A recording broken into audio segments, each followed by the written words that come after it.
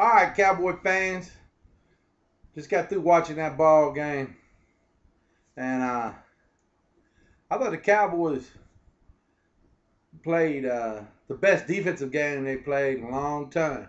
If we had played that kind of defense all year, uh, we could have pulled out those losses in D.C. Against the sorry ass Skins, the Cardinals, and the Rams. That game last week was something.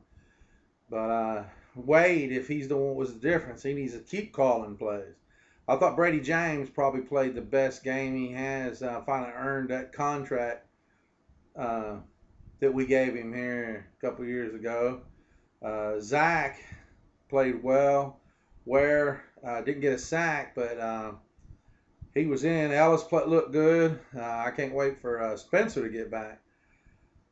I think Jenkins was probably the weak link, but as the game went on, he jumped a couple routes and he started giving that 12, 7, 8, 10, 12 yards of cushion, started playing up and trying to jump the route, which is what I think we need. I hope Henry is all right because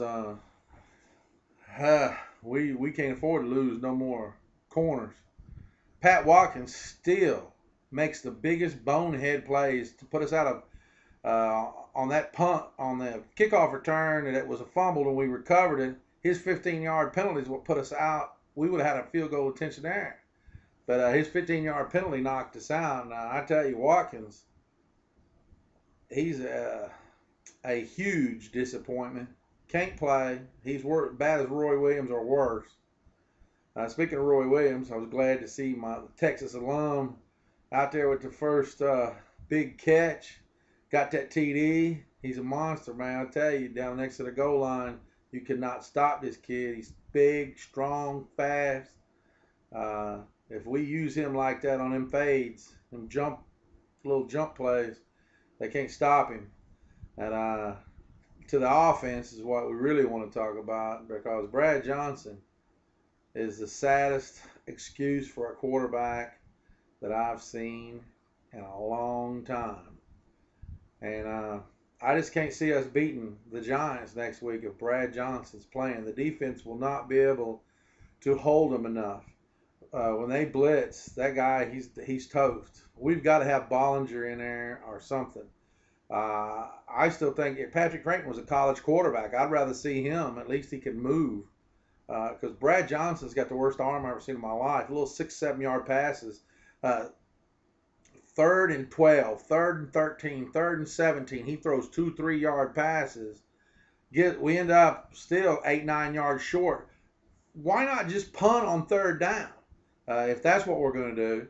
Because he says, oh, well, I don't want to throw the interception. Well, we want to try and get a first down, and you can't get a first down on 3rd and 12 if you're throwing a 3-yard pass to a guy that's got covered by 2 people. It's not happening. He has to be able to get the ball down the field. T.O. was wide open twice, missed him both times. Roy was open on one, missed him. Last week, same thing. People wide open. He can't get the ball to him. He cannot throw the ball with any accuracy. All I can say is the coaches have to wake up and get this guy out of there. But I was glad to see that the defense played with a lot of heart. I thought the offensive line played better today. I love that Colombo took on Cato Jones. Said, come on, come get some. He was ready. He looked like a monster. Oh, Cato Jones looked like a little boy playing with the men. But anyway, like I said, that was one of the best rushing offenses in the league, and we held them to about 40-some yards. But we had 170 yards offense, period. The defense hadn't played so good in special teams also. I thought our special teams played pretty well.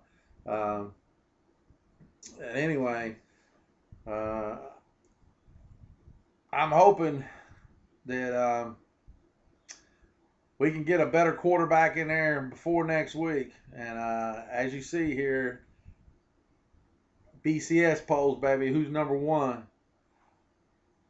Hook 'em. Hey, and for you, Okie, Oklahoma sucks.